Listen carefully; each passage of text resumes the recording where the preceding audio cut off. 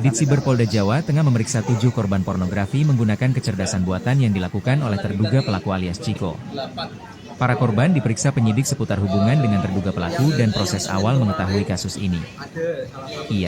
Total korban yang sudah diperiksa sebanyak 7 orang dari total 15 korban yang kami dampingi, kata kuasa hukum korban, Bagas Wahyu Jati kepada Tribun, Rabu, 22 Oktober 2025. Penyidik membagi pemeriksaan para korban sebanyak 2 kali masing-masing pada Senin, 20 Oktober dan Rabu 22 Oktober 2025. Pemeriksaan dilakukan di Mako Ditsiber Polda Jateng, Gajah Mungkur, Kota Semarang. Ia menyebut, dari para korban yang sudah diperiksa, penyidik mendalami sebanyak 4 korban yang terhitung menjadi korban paling parah. 4 korban ini wajahnya dipasang ke tubuh orang lain yang telanjang menggunakan aplikasi. Terhadap kasus ini sebenarnya kan bukan kita yang melaporkan, tapi semua diketahui dari adanya patroli cyber pada tanggal 15 Oktober 2025 oleh Dirut Cyber Polda Jawa Tengah. Nah, dari situ kemudian dari penyidik ini melakukan panggilan klarifikasi terhadap beberapa para korban, yang mana saat itu karena para korban ini juga masih belum tahu kelanjutannya ini akan bagaimana.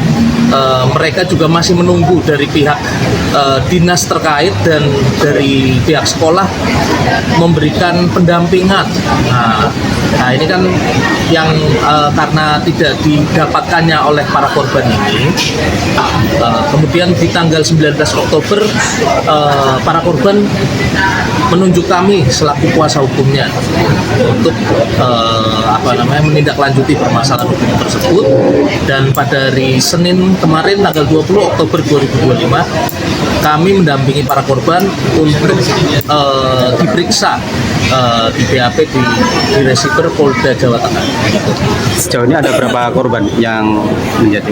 Sejauh ini yang kuasa di kita itu ada 15 korban. Itu ada dari alumni, kemudian siswi aktif, kemudian ada siswi aktif dari SMA lain juga, seperti itu. Berarti tidak hanya SMA 11 ya?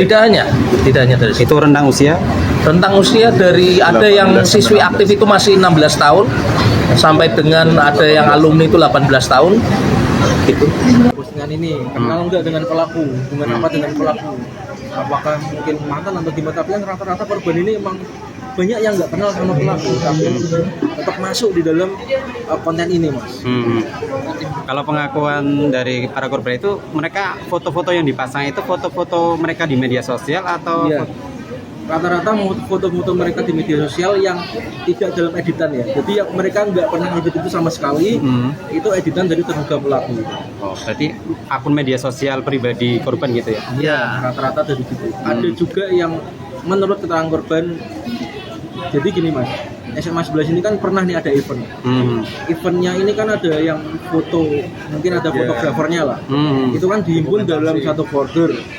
Terus itu kan Google Drive yang disebarkan ke semua supaya siswa-siswa bisa mengambil. Ya mungkin dari itu terduga pelaku ini mengambil foto itu juga. Ada berarti dugaannya ke arah situ ya berarti ya, yang memperoleh fotonya itu ya. Iya. Kalau dari SMA lain tadi itu dari mana itu? Dari SMA lain sendiri menurut keterangan yang korban itu juga dia juga kurang paham. Ada yang juga cuma mutual di Instagram, tapi nggak tahu kenapa juga masuk ke dalam muatan konten itu. Korban sendiri juga nggak tahu apa penyebabnya.